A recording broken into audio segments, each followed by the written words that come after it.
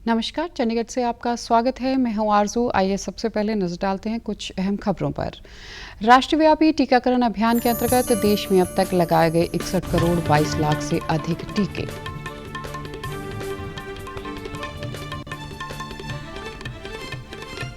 सूचना व प्रसारण मंत्री और केंद्रीय संस्कृति मंत्री ने आज नई दिल्ली में चित्रांजलि @75 शीर्षक से 2 प्रदर्शनियों का किया उद्घाटन।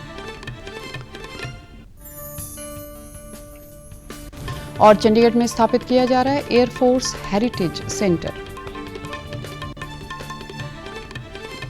अब समाचार विस्तार से। राष्ट्रव्यापी टीकाकरण अभियान के अंतर्गत देश में अब तक 61 करोड़ 22 लाख से अधिक टीके लगाए गए। पिछले 24 घंटे के दौरान 79,48,000 से अधिक का टीकाकरण किया गया। इसी दौरान 44,658 नए कोविड मामलों की पुष्टि हुई। स्वास्थ्य मंत्रालय ने बताया कि वर्तमान में 3,44,899 रोगियों का इलाज चल रहा है। संक्रमण की दर 1.06% रह गई है। कल 32,988 रोगी संक्रमण से ठीक हुए। अब तक 3,18,21,000 से अधिक ठीक हो गए हैं। स्वस्थ होने की दर 97.6% हो गई है। संक्रमण की साप्ताहिक दर 2.1% है। जांच क्षमता बढ़ाई गई है। अब तक 51 करोड़ 49 लाख कोविड नमूनों की जांच की गई है। चंडीगढ़ में भी टीकाकरण जारी है। सभी अस्पतालों में स्वास्थ्य केंद्रों में रोजाना दोनों शिफ्टों में सुबह शाम टीके लगाए जाते हैं। अब तक केंद्र शासित प्रदेश में 10,70,471 टीके लगाए जा चुके हैं। टीका लगवाने वालों ने डीडी न्यूज चंडीगढ़ से अपने विचार साझा किए। मैं तो रिक्वेस्ट करता हूँ सभी को लगाएं, बहुत ही इम्पोर्टेंट है ये, और सबको ही आके लगा के जाएं ताकि हम इस बड़ी बीमारी से बच जाएं। कल चंडीगढ़ में 8,135 टीके लगाए गए। पिछले 7 दिनों के दौरान वैक्सीन लगाने की रोजाना औसत 6,971 है। सूचना और प्रसारण मंत्री अनुराग ठाकुर तथा संस्कृति मंत्री किशन रेड्डी ने आज नई दिल्ली में चित्रांजलि @75 शीर्षक से 2 प्रदर्शनियों का उद्घाटन किया। पहली ई-फोटो प्रदर्शनी संविधान निर्माण से संबंधित है, जबकि दूसरी फिल्म पोस्टरों से संबंधित वर्चुअल प्रदर्शनी है। उद्घाटन के बाद अनुराग ठाकुर ने कहा कि भारतीय संविधान में हमें अधिकारों और कर्तव्यों के बारे में जानने में मदद करता है। आज के युवाओं को न केवल संविधान को पढ़ने का, समझने का, जानने का अवसर मिलेगा, संविधान में उनके लिए अधिकार क्या है, जहां एक और वो अपने अधिकारों को जान पाएंगे, वहीं पर उनका कर्तव्य क्या है, शायद इस भाव को जगाने का अवसर भी मिलेगा। उन्होंने कहा कि सरकार जल्द ही अपने संविधान को जाने जैसे कार्यक्रम शुरू करेगी। ठाकुर ने कहा कि भारतीय संविधान से संबंधित ई-प्रदर्शनी से युवाओं को न केवल इसके बारे में और अधिक जानने में मदद मिलेगी, बल्कि उन्हें अपने अधिकारों से अवगत कराने में भी मदद मिलेगी। उन्होंने कहा कि ई-प्रदर्शनी 11 क्षेत्रीय भाषाओं में है और यह चित्रों का अनूठा संग्रह है। चित्रांजलि @75 प्रदर्शनी के बारे में उन्होंने कहा कि सिनेमा हमारे समाज का प्रतिबिंब है और भारतीय सिनेमा ने समाज सुधार के संदेश को जनता तक ले जाने में महत्वपूर्ण भूमिका निभाई है। इस अवसर पर किशन रेड्डी ने कहा कि प्रधानमंत्री नरेंद्र मोदी चाहते हैं कि आज़ादी का अमृत महोत्सव लोगों के नेतृत्व में आयोजित किया जाए। उन्होंने युवाओं से देश के विकास में योगदान देने और आने वाले 25 वर्षों के सपनों और विजन को पूरा करने के लिए प्रयास करने का आग्रह किया।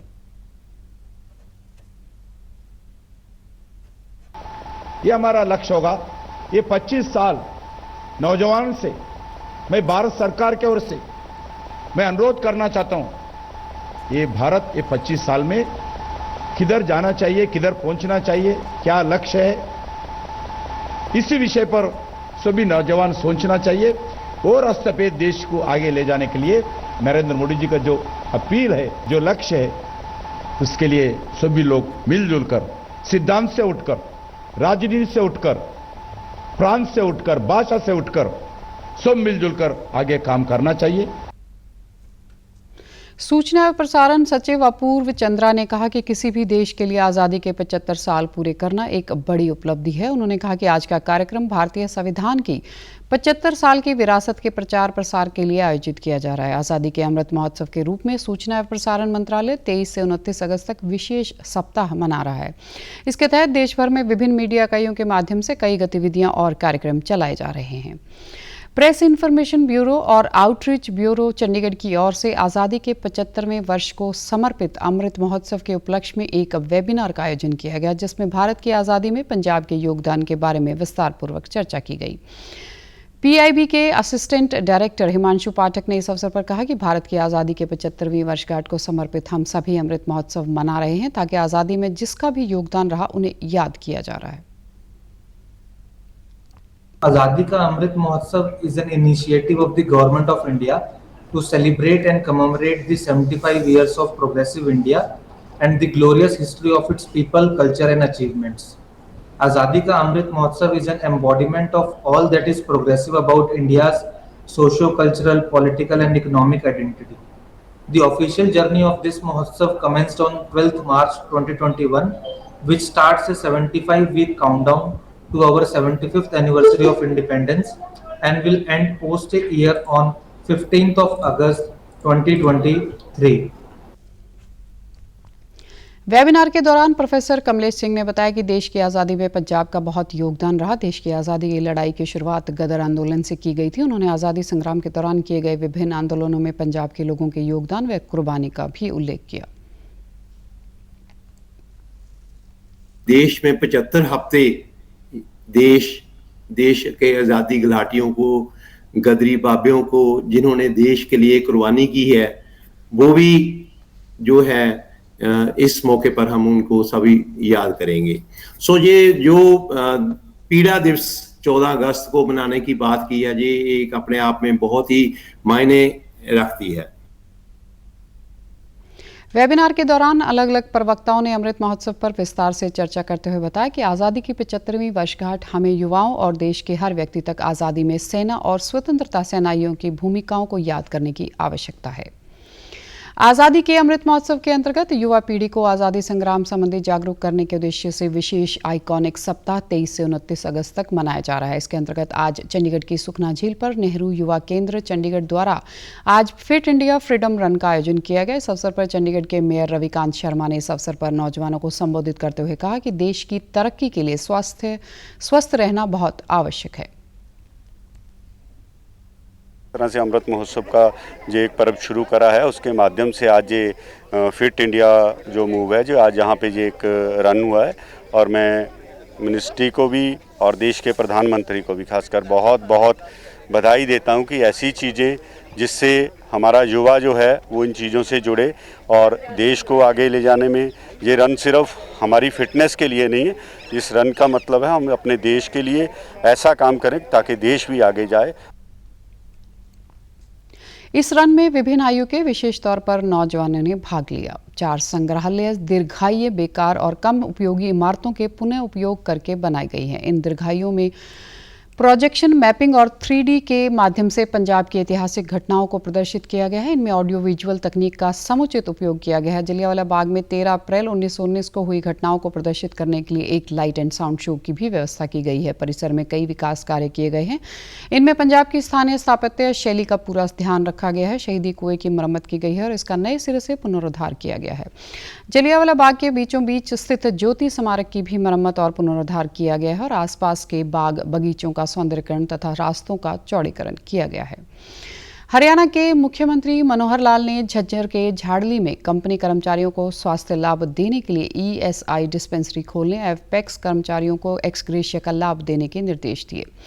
मुख्यमंत्री भारतीय मजदूर संघ हरियाणा के पदाधिकारियों के साथ मजदूर संगठनों की मांगों को लेकर आयोजित बैठक की अध्यक्षता कर रहे थे। मुख्यमंत्री ने कहा कि ग्रामीण क्षेत्रों में कार्यरत सफाई कर्मचारियों, ग्रामीण चौकीदारों की तर्ज पर ग्रामीण ट्यूबवेल ऑपरेटरों का वेतन हर माह सुनिश्चित करने के लिए कोष की स्थापना की गई है, जिसके माध्यम से उन्हें समय पर वेतन मिलेगा। ग्रामीण विकास के लिए अलग से फंड जारी किया जाएगा। मुख्यमंत्री ने कहा कि जन स्वास्थ्य विभाग में कॉन्ट्रैक्ट पर लगे हुए टर्म कर्मचारियों को पदनामित किया जाए। मुख्यमंत्री ने विद्युत बोर्ड में अनुबंधित कर्मचारियों से कोई हादसा होने पर एक तरफा जांच न कर कर्मचारी को अंतिम सुनवाई का अवसर दिए जाने के निर्देश भी दिए। हरियाणा के श्रम कानूनों में बदलाव किए जाने के मामले में मुख्यमंत्री ने कहा कि श्रम कानूनों में बदलाव से पहले मजदूर संघ व औद्योगिक इकाइयों के प्रतिनिधियों व कर्मचारियों से सुझाव लिए जाएं ताकि मजदूरों के बनाए जाने वाले कानून मजदूर हितैषी हों। केंद्र शासित प्रदेश चंडीगढ़ में एक एयरफोर्स हेरिटेज सेंटर की स्थापना की जाएगी। इस संबंध में आज एक समझौता पत्र पर हस्ताक्षर किए गए। यह केंद्र स्थापित करने के उद्देश्य से एक कार्यक्रम को संबोधित करते हुए पंजाब के राज्यपाल और चंडीगढ़ के प्रशासक वीपी सिंह बदनौर ने अपने संबोधन में देश के लिए वायुसेना के महत्व का उल्लेख करते हुए इस केंद्र की स्थापना के उद्देश्य को स्पष्ट किया।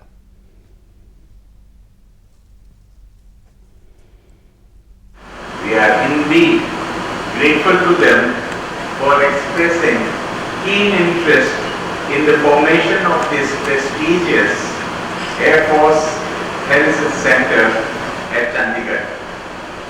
Today is a great day, a historic day for all of us in Chandigarh, and especially the residents of Chandigarh, as we are looking forward to another wonderful addition to this city beautiful. राज्यपाल ने कहा कि इस केंद्र का स्थापित होना चंडीगढ़ के लिए बहुत महत्वपूर्ण है। इससे केंद्र शासित प्रदेश में पर्यटन को बढ़ावा मिलेगा और लोगों को वायुसेना के संबंध में जानकारी उपलब्ध होगी। अब खबरें फटाफट। पंजाब विधानसभा का विशेष सत्र होगा 3 सितंबर को। पंजाब मंत्रिमंडल ने सरकारी कर्मचारियों के वेतन और पेंशन भोगियों के भत्ते में की बढ़ोतरी।